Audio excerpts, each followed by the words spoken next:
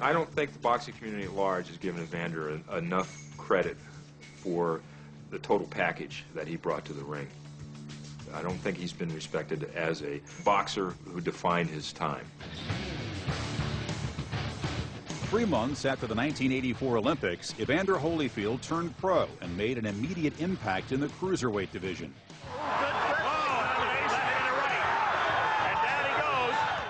In his 12th professional fight, he was fighting for the world title against Dwight Cowie, a former prison inmate. I mean, if you looked up the definition of tough in the dictionary, there's a picture of Dwight Cowie's mug right there. That fight was war. It was like life and death every round.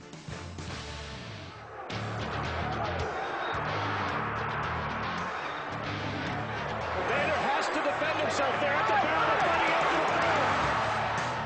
I expected him to be real fast and coming out, but the one thing I didn't expect is him to go the distance like ask anybody.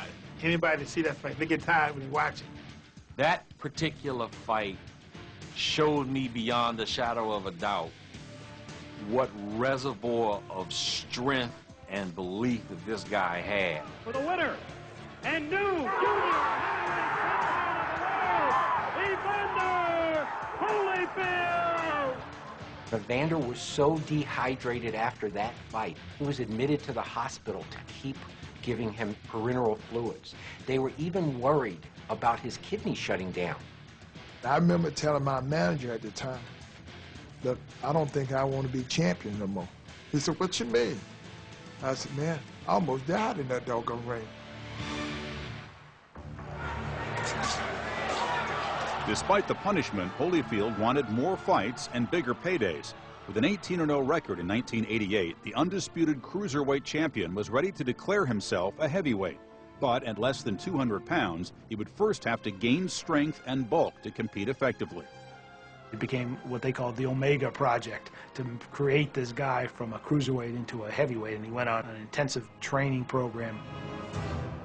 I was trying to find ways to train the heart rate and start putting some muscle on him.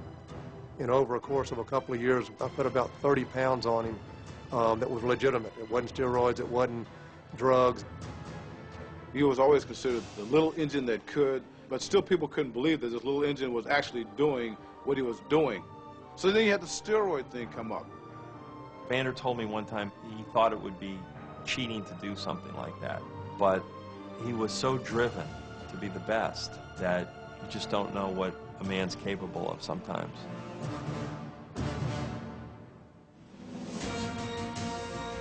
The fraternity, composed of writers, managers, and trainers, skeptically call him just a blown-up cruiserweight.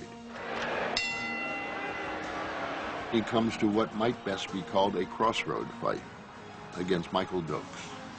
Evander drove Michael Dokes, former heavyweight champion, across the ring and ended the fight.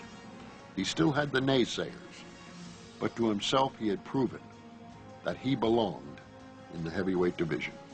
I had a great quote which George Benton, Holyfield's trainer, had given to me about the fact that nobody really appreciated his heavyweight. And he said, I'm giving them classical music and all they want is rap. And he's talking about Tyson. The public's appetite at that point was for everything Tyson.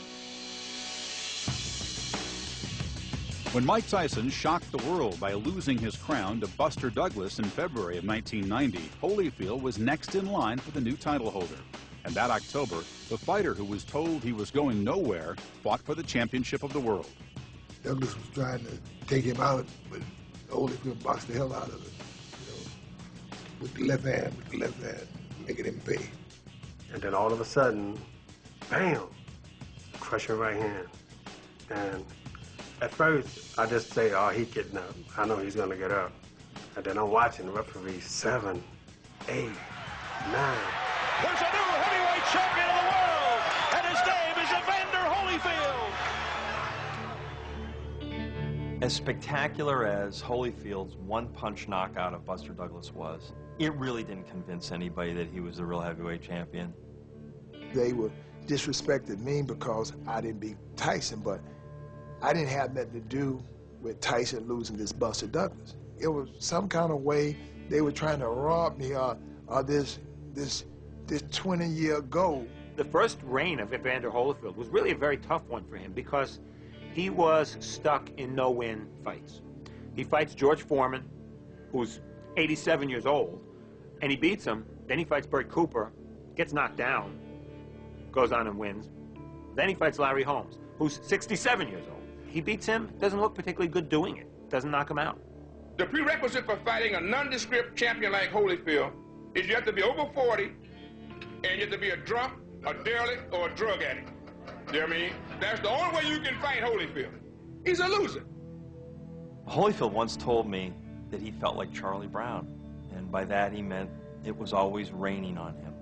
I think Evander kind of felt, why is everybody picking on me?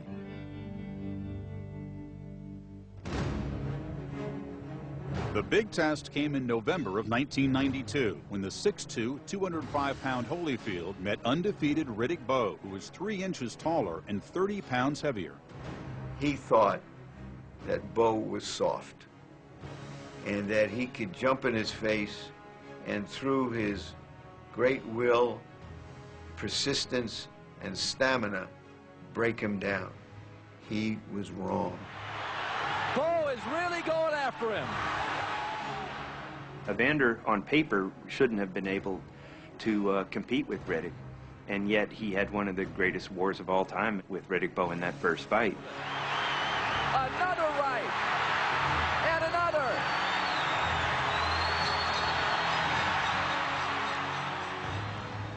For all his courage, speed, and agility, Holyfield lost his title to Bowe by unanimous decision. Battered and drained, the 30-year-old perfectionist said he was retiring, not knowing that he was on the brink of acceptance. I don't think that Evander Holyfield got the true respect that he deserved as a heavyweight until he lost against Riddick Bowe. In June of 1993, a refreshed Holyfield returned to the ring, his mission to regain the crown. After defeating Alex Stewart, he met Bowe in November in Las Vegas. In the 7th round, the specter of Charlie Brown revisited Holyfield when an unscheduled visitor rained on his comeback. A parachutist mysteriously came out of the sky at 1 minute and 10 seconds of the 7th round. That caused a 21-minute delay in the fight. I remember it being a fascinating fight on some level, but really the only thing that stands out to me is Fan Man, which is a complete and utter disservice to Evander Holyfield. They went 21 minutes standing there in the cold, and then he had to start all over again and never lost his focus, closed the deal, and won the fight.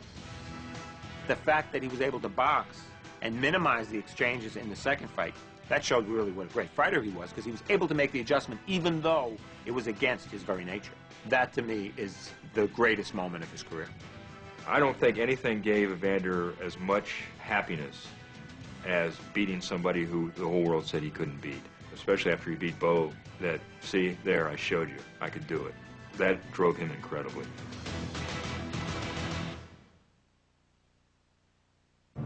I said, Evander, how can you justify being the strong Christian and at the same time have all of these illegitimate children